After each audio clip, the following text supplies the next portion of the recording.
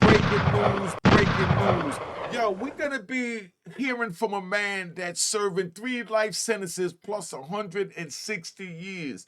This is a powerful interview. My daughter was 7 when I got locked up. I came home, she was 34 years old. And this is for the youth that's out there unaliving each other, sliding on each other. This is for what you're seeing unfolding in Chicago. So this is for the brothers in Chicago and the brothers that's in the struggle, like the brothers in Chicago, because that's what they show in the spotlight to, like they showed the spotlight to Harlem during the crack era. Now they showing the spotlight to Chicago during the sliding era. All right.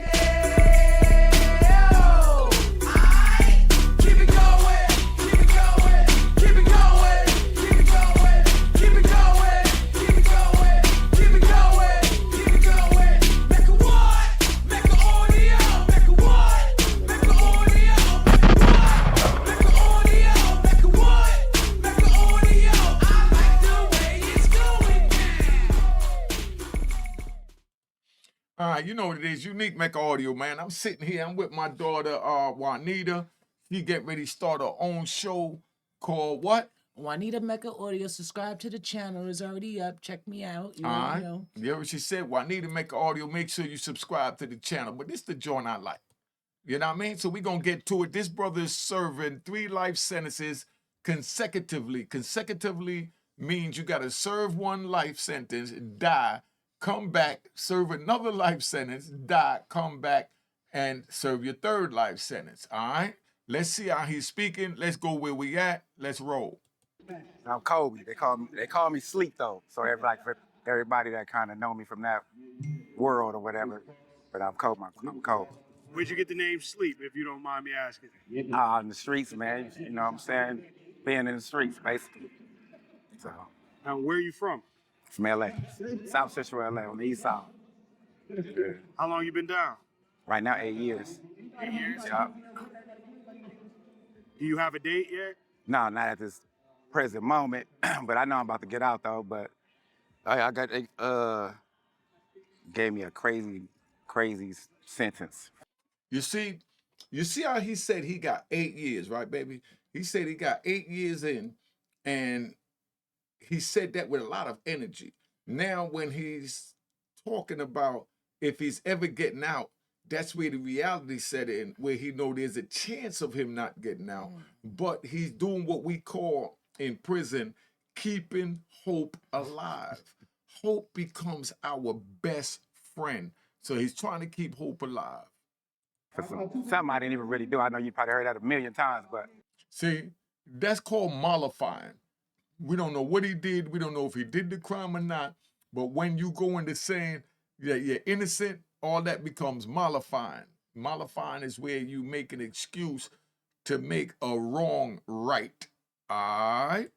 Mine will be proven real soon, but for some stuff that don't even carry this kind of time. None of the charges carry this type of time. None of them. See, the thing that I want y'all to understand, and you know, for you rat bastards. You know? You know how we feel about rat bastards. Can't stand it. You know what I mean?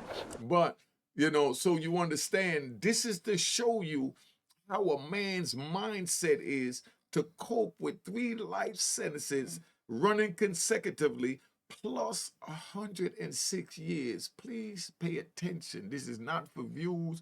This is to save you. But I got time like I killed 30 people or something. All that's mollifying. You broke the law, you got time. End of story. Bottom line is, he feel the same way I felt. That's why I know what he's feeling. Like, I got too much time. I didn't kill anyone. You didn't even charge me with unaliving, and you're giving me all this time. How much time did they give you? I got 3 consecutive life sentences plus 106 years. Did you hear that?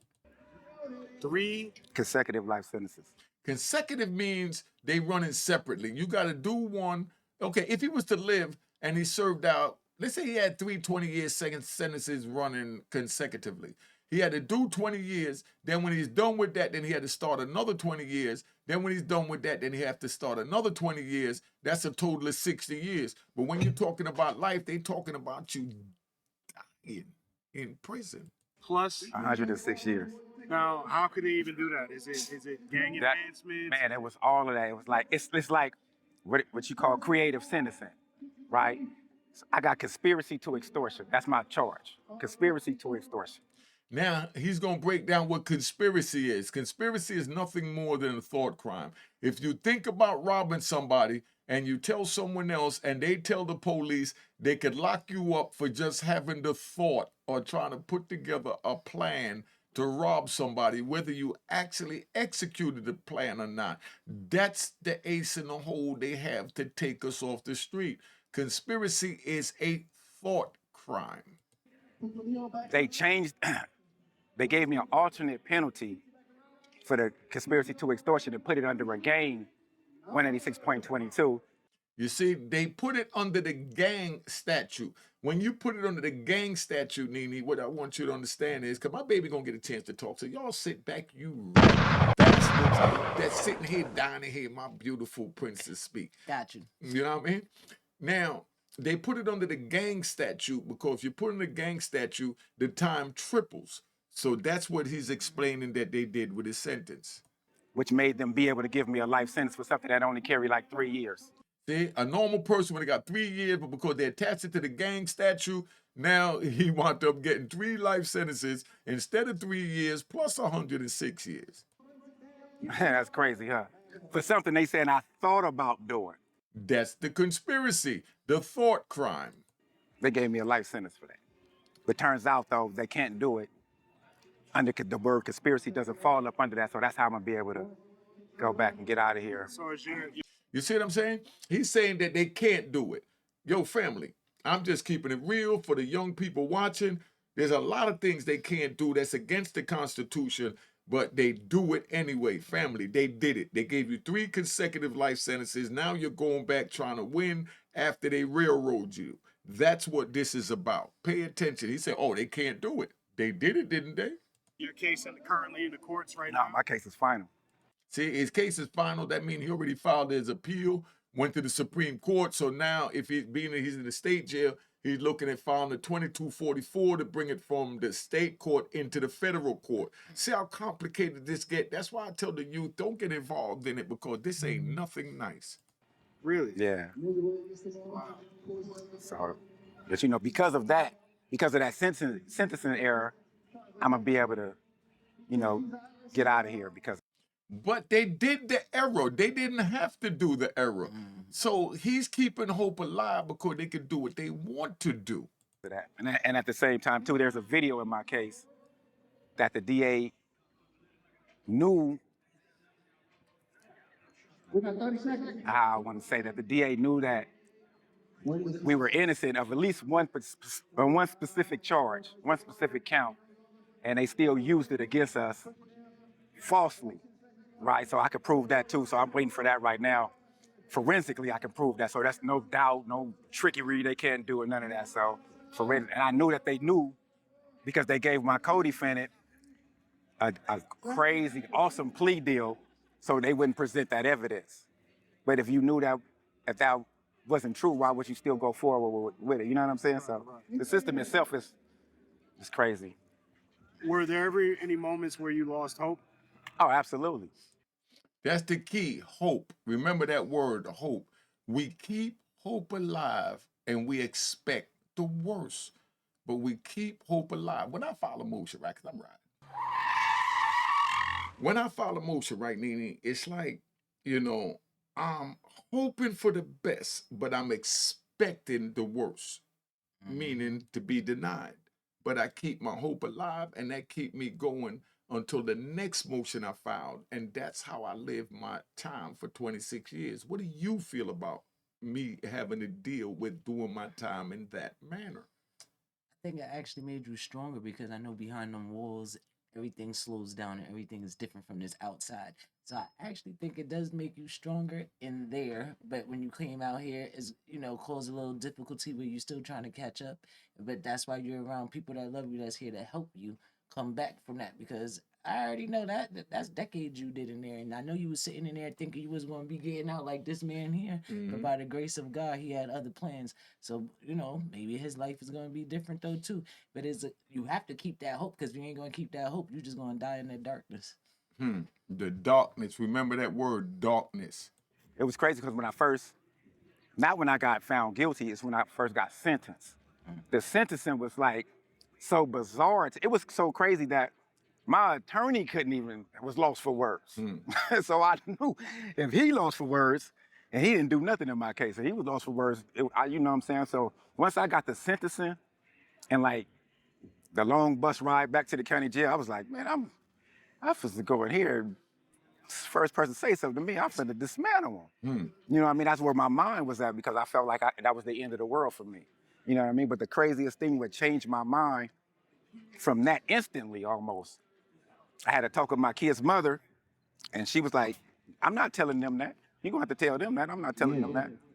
So once I talked to my son, and my son was 16 at the time, when I talked to him, he talked to me like he was my father. It was crazy. It was. See, that's what it is. His son done felt like he the man of the house, can't nobody tell him nothing. And that's why he's saying it's crazy. That's like me coming home. And, we spoke about this last night, about me going by to surprise my daughter and my grandbabies and come by on a Saturday morning, and she got the nerve, gunshots, to tell me I'm supposed to call before I came. I don't ever remember my father having a call before he went to see any of my siblings in where they lived at. So you disrespect. Let me tell you something, and I appreciate y'all though that agreed with me, because I do know that makes sense, right? Call me, and it's Saturday, Nah. like y'all said, weekends we need to sleep. I got kids. Nah. Like, I be tired, I be exhausted. Let me get that little rest when I could get that Now, rest. see, that's what I'm saying. But I love my father. He could come whenever he want, like I told him. Yeah, because I had to buck and show you I'm not going for it. And That's why you saying that now. Nothing but love. But at the end of the day, I think now he knows though too. Let's come at a respectful hour, or at least call your grandkids. Let your grandkids let you in that door. Let mama sleep. That's Okay, it. but see, what I want y'all to understand, right? I was away from this woman. You know what I mean? From this woman for 26 and a half years. So she didn't know how to deal with a father being in her relationship, to grow with that, because I was gone. And then now I come home a grown man and I want to do the fatherly things, but I had to earn those fatherly things. You know what I mean? By letting it be known that I'm your father. And let's talk about our other baby. You know what I mean? We ain't going to say her name because she might not want to say her name. My other baby, right? I'll come out of jail. And my other baby was 18 months old when I went to prison. And then when I came out of prison, she was 28. She was going on 28. You know what I mean? She was going on 28 years old. Grown.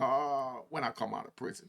So now it's like she come in, she's getting ready to go out. And when I left, she was 18 months. Now I'm looking at a grown woman that's shapely like her mother, about to go out the door, and she's wearing what all the other females wear. At 28. Yes. At 28. No, I'm thinking she was 100% right. I'm not saying she wasn't. But me as a father, I missed from 18 months to 28 years, and I'm still looking at it that this is my 18-month-old baby going out there, and I'm going to say it, with all that ass. And she don't be wanting to hear that shit stuff. She don't want to hear none of that at Because all. she's independent like me. Yeah. So these are the struggles that y'all gonna have to go through as fathers or mothers if you go to jail and then you come home and now you're trying to implement, morals and principles and family respect. You understand? And she didn't understand that. Cause I even told her, right? I'm gonna keep it 100. Yeah, I even told her. And this is my baby. I can say anything to this daughter. You know what I mean? Love them all the same, but this is my twin. I can say anything to her, and she know how to ride with it or check me if she feel I'm wrong. But this was my baby, and I used to talk to her on the phone. Hey, baby, how you feeling? Daddy love you, miss you, hug you, and can't wait to kiss you. You know what I mean? And this one, what you out there doing? What you up to? So we got that bond, but the other one now, my youngest, we didn't have that bond. So all she knew is I looked at her as daddy's little princess, daddy's little baby. But now y'all got it. That's the no. We got it, but we ain't gonna speed past it. I want them to understand what we went through, so that hopefully this deter them from wanting to go through that. While I'm sitting there, my daughter going out, she had a spandex workout outfit, the same complexion of her skin. You know what I mean? So you can see every curve that she have, and she's just as beautiful and curvaceous as her mother. So now she's about to walk out the door, and me as a father, I'm thinking, if somebody say something to my baby, I'm going back to prison. So I'm trying to talk to her, but I don't know how, because I've never been in this situation. Like, she never been in the situation of having a man in the house. So I said, baby, where you going out? Where you going there with all that ass hanging out? But that's the way I talk, and that's why I talk to this one. But that one is different because they're all different, because they all got their own personalities. And she looked at me like, Trigger, who you talking to? You know what I mean? And I'm like, no, I'm just saying, if you go out there, you're gonna attract the wrong type of attention, and then you're gonna come home and say someone disrespected you. And you never gonna disrespect me, you know? And then now she goes out and her girlfriends get disrespected from what they was wearing and almost got into a fight. And then she come back and she tells me, you know what I mean? My daughter tells me, yo, my girlfriend got into it, da da da. You was right, dad, da da da da. Now she's seeing it, but she's not used to it. So you could understand where I'm at. All right. So now, go ahead, baby. Yeah, because at the end of the day, you gotta think. I was 7. I had time with you. At least with some type of memory with you before you went away. She was 18 months. She can't remember anything. So as you said, neither one of us, our brother either, none of us knew what it was to have a father in the household growing up. So when you came home, it's an adjustable moment for everybody. You know what I mean? Like, as much as we're all happy to see each other, we're both still trying, everybody's still trying to maneuver and trying to figure out how to be father and daughter on the outside. Because yes, while you was away, this man even taught me how to make French toast over the phone. You know what I mean? So it's like, yes, we had the moments, but it was never in the household where we could actually, you know what I mean, feel it. So on my sister's part, it probably hurt her more because she never got to experience anything. You know what I'm trying to say? So now all her memories is starting from now. So it was probably a harder hurdle from that. I'm gonna share something with you because we ride. I'm gonna share something with you, right? Do you know that Nene told me that her first memory of me was when she came with you and your brother and your mother to ADX Supermax in Florence and had to go underground under all that barbed wire and then to talk to me through a glass in the thing. You know how that hurt me as a man, much less as a father, for my child to tell me that she don't, her first memories is seeing me in a cage with barbed wire and talking through a glass. What's your first memory of me? Not that, praise God. You know? My first memory, I'm not gonna hold you, is I remember it was a year you called me for my birthday. You said what I wanted for my birthday. I said, oh, I want a Walkman. That's back when Walkman was just take it back. I said, I want a Walkman. You said, all right, what color? I said, yellow. I don't know what the heck I want yellow for, but you That's definitely when came Sony through. had the yellow. Yes, and you definitely came through with the Sony one too. I swear to God, I had the little gray buttons. My thing was popping. So I was like, oh, he got me exactly what I wanted. That's exactly what I remember. That you always did come through with exactly what I asked for and the color I asked for and how I wanted it. So I appreciate that. And us playing the Monopoly game. You remember it? No, you done forgot. It wasn't Monopoly. Hold on. It Wait, wasn't not Monopoly. What's that thing called? The thing when I kept messing him up in his Operation. Operation. Oh, we played that so much and over. I remember that fruitfully. Oh, that was a good game. I remember when that thing lived in the city. I remember. That's my baby. So I got some memories, and I even think I popped your water bed. You remember? Couldn't have sex for 3 days. His whole water bed, all water everywhere in that house. I think me, Lil Wayne, Big Wayne, we all jumping on the bed. We fucked that down. Yeah, we had a great time. But see, she had the memories my baby Yes. didn't. So when I tell my baby, where you going at with all that ass? She's like, yo, this a grown ass man looking at my ass. She told me this how she thinking. No, I'm your father trying to protect you and trying to save my freedom. She's 28 years old and she's shapely. Ass everywhere. I'm just keeping it 100. You know what I mean? That's my baby. Wasn't looking at it like that. And that's a sister. But that's what it is. So I didn't know how to communicate that, ass is everywhere. You go out there, you're going to have me kill somebody. You know, and then she tells me, right? And then I'm gonna share a couple of things. She ain't gonna get mad because I ain't say her name yet, but people that know her know I'm talking about. Then she tell me she want me to meet her boyfriend, just like this one told me she wanted to meet her boyfriend, right? Remember that? Yeah, he talked about, well, he bad marry you, and now he mad I'm married because I ain't laying up in the bed watching movies with him. See, he was supposed to come home and we was all supposed to be single, so we can watch movies and catch up on old No. times. It ain't so much single. Yeah, I didn't expect to take this long, so I expected you to be still a child. Yes. Listen, this is how I did my time. Could we ride? Okay. We're gonna get back to homie in a minute, sleep. But this how I did my time. If something was on TV and all the homies is watching, they say, yo, you need to come check this movie out. This joint is crazy. Yo, training day. I'm like, nah, I'm waiting. When I go home, I'm gonna watch it with my daughter. Oh. And I did that for 26 years. I said, I'm gonna watch this with my daughter. You know what I mean? Every movie that came on, there was another one that came on with Jennifer Aniston and the dude when they went on a road trip or something, you know what I mean? And the dude went behind the bushes and he told him to give the officer, oral so that they could get out of the ticket. I think I seen that one. That's the comedy one, right? I was like, Yeah. I think I seen that one. That was good. Now, I seen those little parts, and I go in my cell and pull out my law books, and all the homies is down there watching, like, yo, you come watch this. And I'm like, nah, I'm watching when I go home with my daughter, right? And then you broke my mother effing heart. Come home and the little hooker gets married. She gonna get married on He walked me daddy. down the aisle. Though. That was beautiful. I used to write so many poems back in the day, freaking crying, thinking Yeah. that he's never gonna be able to be here to walk me down the aisle. And for my y'all, wedding. but I'm gonna tell y'all this, right? And y'all tell me if I'm right or wrong, right? And and we already at 20-something minutes, so we got time to get back to this. But this is how we make our content. If you don't like it, you rat bastard. Get off. You know what I mean? Go somewhere else. Okay. You know, but we just keep it here because it's a gangster channel. Right? I came home on May 15th. My granddaughter's birthday was May 19th. May 15th was a Friday. They had a birthday party for my granddaughter the next day after I came home, and they all expected me to go.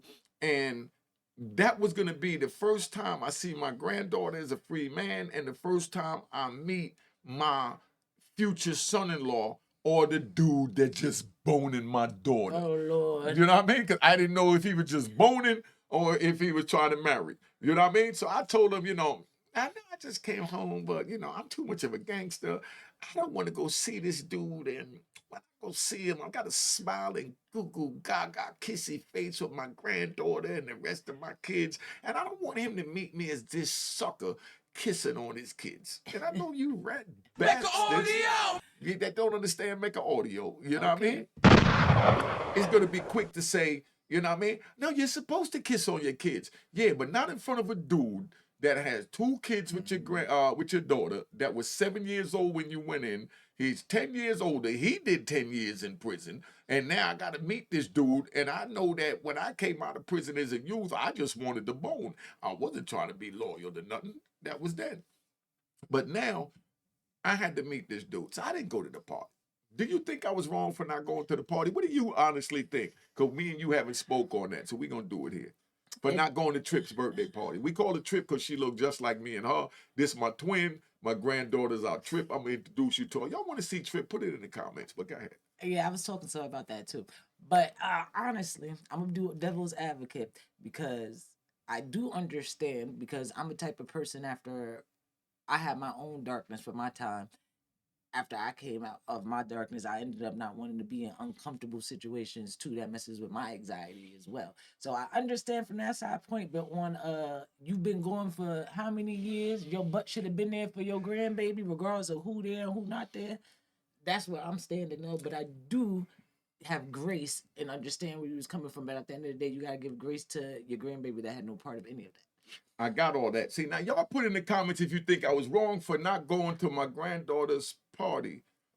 Agree with me, yes. You know what I mean? No, I'm keeping it 100 because this is a tutorial for people to understand what being in prison serving 3 consecutive life sentences, or like me, life plus 20 with no chance of parole. I come home, I got to meet my granddaughter, right? I got to meet this dude that I know is boning my daughter. I keep it 100. That's how me and my baby talk. This dude boning my daughter. So I'm thinking, is he just boning?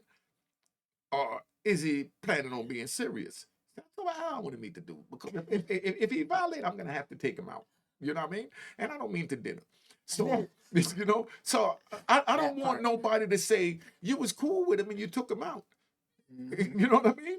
No, we're not cool until you marry her. Until then, you're just boning my daughter. He definitely said that. I was like, he definitely said that. You know? So now, 30 days later, because that was May 16, less than 30 days later, Yeah, Ricky on June birthday. 7th, was my baby daughter's birthday. That was 18 months when I got locked up, and they had a little thing over there at one of the little boat rides or Jersey City. whatever, out there in Jersey City. So we go over there to the joint, and now I gotta see the dude because there's no way I'm gonna tell my baby that already got an attitude that I told your ass hanging out. I think you should cover up a little bit. And she got in her body. Said, hold up, you supposed to be my father. You ain't supposed to be looking at my ass. No, listen, you a woman. You got an ass. I'm your father, but I'm still a man. And I'm not trying to kill nobody over them disrespecting my baby. You understand what I'm saying? Just keeping it 100 that this is where our mindset is at as a gangster after decades in prison. So now when we go to the joint, I sit down, I call the dude over there. They say, yo, they kept saying, yo, Juanita man here, Juanita man here. All right, and and they thinking I'm gonna go over there and say something to them in front of them. I said, nah, I went over there, sat in the corner on the bleachers, and I told him, send that little trigger over here. So he comes over. He's straight man, so don't think I'm disrespecting him, but I'm still a man, so I gotta defend my princess. So when he come over and he sit down, I said, yo, and I know this blue. I gotta bring him on the show and ask him how he felt when I did that. Right? So when he came over, I said to him straight up, I said, yo, you just boning my daughter, or you plan on marrying my daughter? And his face looked like, huh? He never expected that. That's the first thing I said to him. You just boning or you trying to marry her? Now, do you think I was wrong by asking him if he's trying to bone her or whatever? Y'all put in the comments. Do you think I was I wrong? was with him because we've been together for 10 years. Like somebody put a little fire under this man butt already. So yeah, I was with that. Okay. See, this is Yeah, my I baby. was That's with why I that. love her. I love you, Yep. baby. Love you too. I was like, he Because she done did understand me. that. He got it done. You So know? we good. Yeah.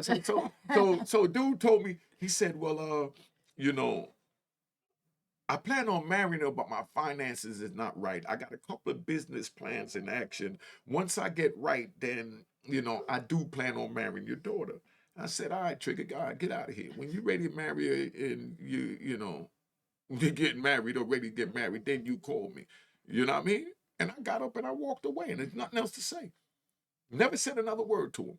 Because bottom line is he called me and told me that he violated, I was taking him out. And like I said, not to dinner. I'm just keeping it 100. And I love him to death. He's no coward. Don't think that's what I'm saying. You know what I mean? He might have took me out trying to take him out. Just keeping it But you 100. wasn't gonna be no punk and stand on yours regardless. You understand? So now I walk away. 6 months later, this little hooker calls me, right? And she's flashing her ring. You know what I'm saying? I was like, check. Okay. But bottom line is, like she said, that put the fire under his ass. What needed to be done. That needed to be done. He a straight New York man, so it take a long time. Like he straight from the Bronx, take a long time to like get him to see like, yeah, marriage is where we need to be at. Like 10 years was too long to be waiting. And being that he's a straight New York man, he's a gangster also, but he's a legal gangster. I had to let him know where I stand, because if my baby tell me that you put your hands on her, you violated her, or bring any little minor incident to me, I'm taking you out. The same as you would do for our granddaughter. So it's not a disrespect to him. But what I want her to understand is that under no circumstances, and I told her that, and she here to tell you, this is how I deal with it as a gangster. I said, look, any problems you got with your man, don't bring it to me. Bring it to your mother. Bring it to your brother. Bring it to your sister. Don't bring it to daddy. When you bring it to daddy, that means you want him gone. And then there's no coming back. So when they get in their little, like, I'm going to share one with her, right? This is how I'm going to share one, right? I'm going to share one. Check this crap out that she did, right?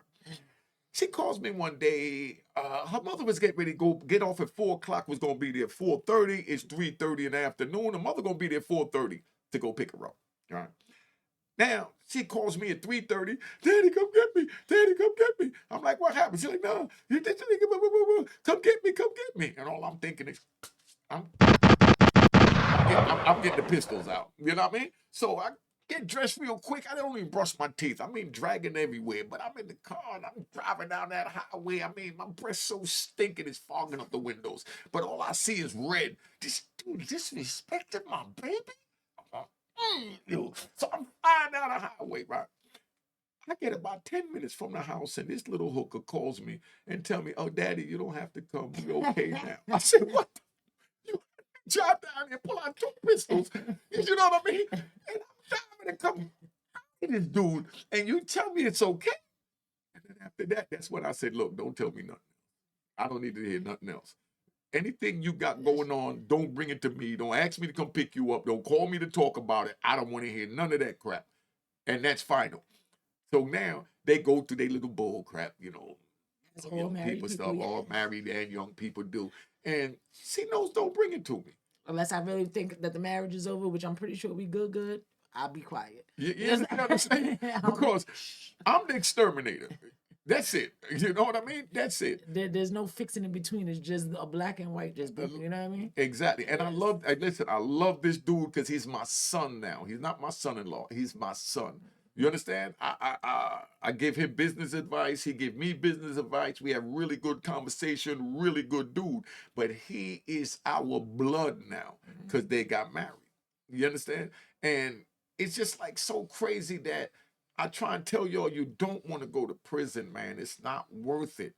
It's not worth it, so you don't have to go through these traumas that I went through. Right or wrong, baby? I went through trauma too, just from you being gone. Believe it or not, I was. Give us one. No, but I was I don't want to say like I was like a devil with no cause. You know what I'm trying to say? I was just moving to be moving. I had no reason to be moving the way I was moving, but I'm thinking it's okay because where you was at, it was like, shoot, you moved that way. I ain't moved like that. So I was going places where I didn't even need to be going.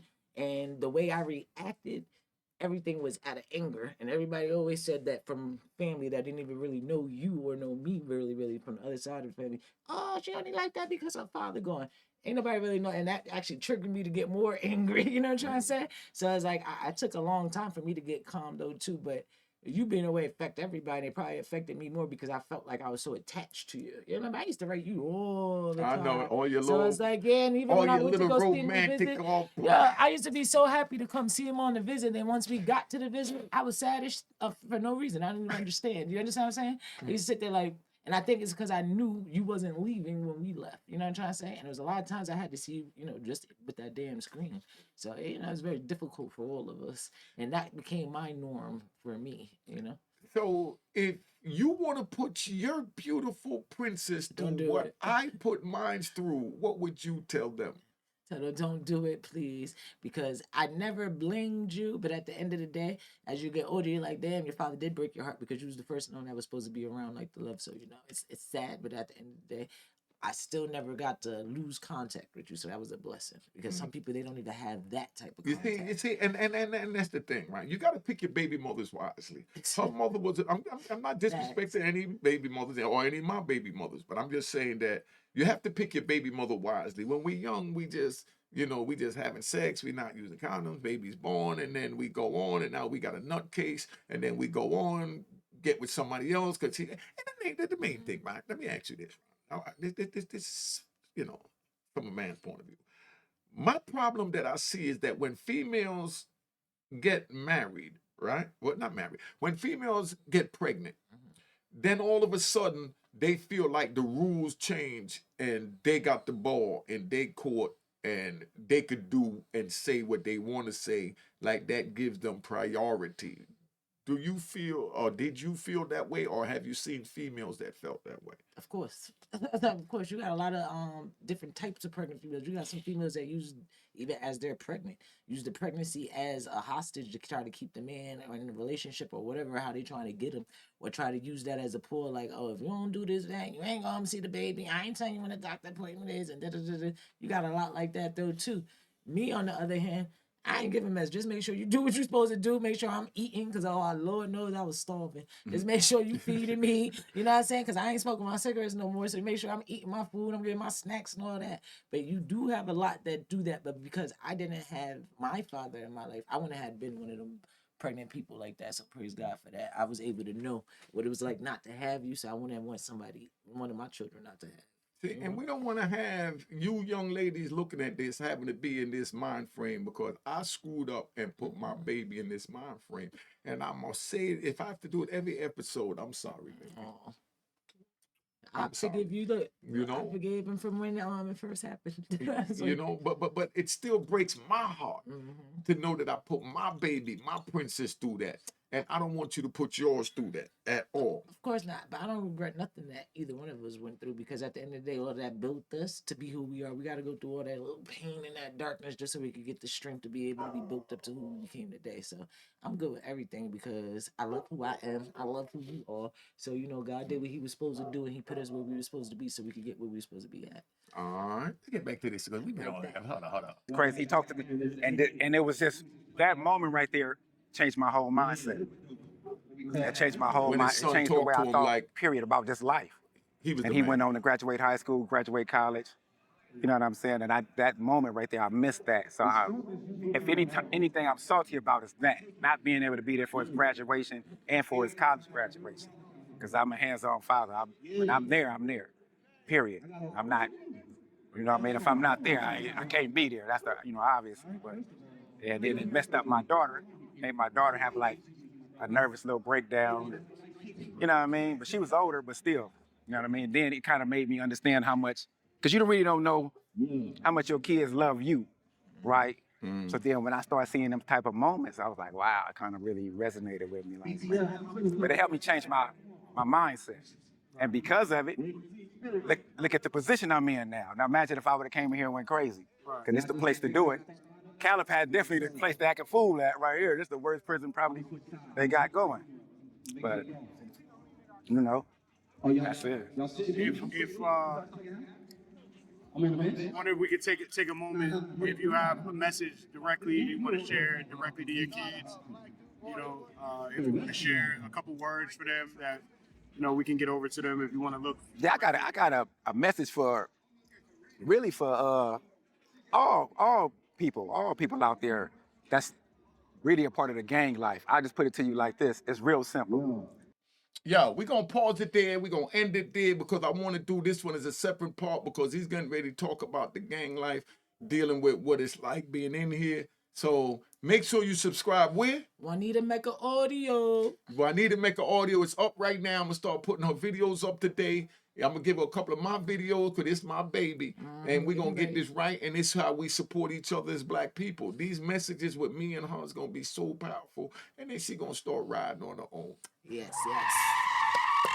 All right, and make sure you subscribe at Unique Mecca Audio Prison Stories and Mecca Audio TV. And right where you at, Unique Mecca Audio, hit the notification bell on all of our channels. Let's keep this family movement going because we got the Mecca family and we got Juanita Mecca Audio, no rap bastard, subscribe, please. All right, gunshot. Tell them again. What you said? What you just said? No rap bastards. Please don't subscribe to the channel. Leave us out of it. All right, and definitely don't wear them flip-flops and you talk about you watching our Don't channel. do it.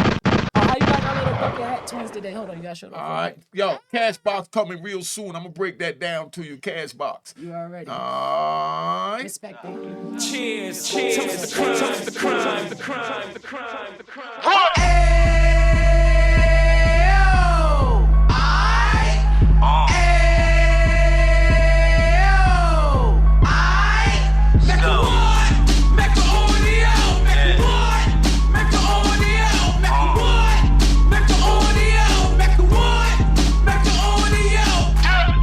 Fresh out the can of 26, he back on the strip, getting back in the mix. What he mentions a gift. You stand up 10 toes down, and I suggest you pay attention to this.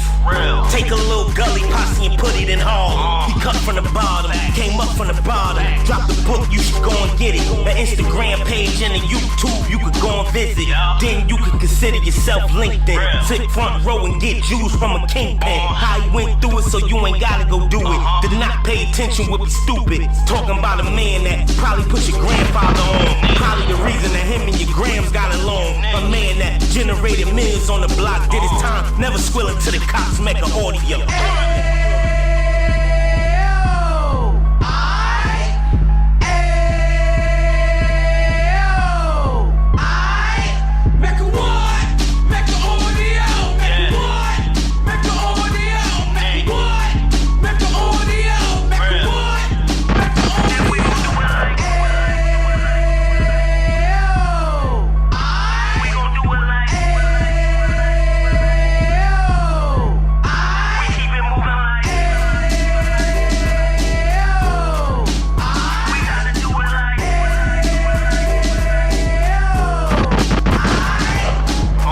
Get it live like 2 G's in the night.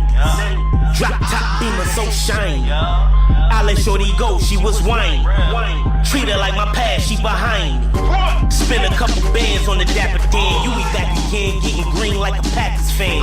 No cap, it's a raw in uptown. Baby horn uptown, Dominican bust downs. Now we on the positive, we got a lot to give. Now you trying to stop the kids from being inoperative. So take heed, homie, lend an Ed. He started in uptown, he gon' finish dead. But now it ain't about selling drugs, buying cars. It's about buying property to make the community ours. So we can give back to the Cheers, cheers, toast the crime, the crime, the crime, the crime, the crime.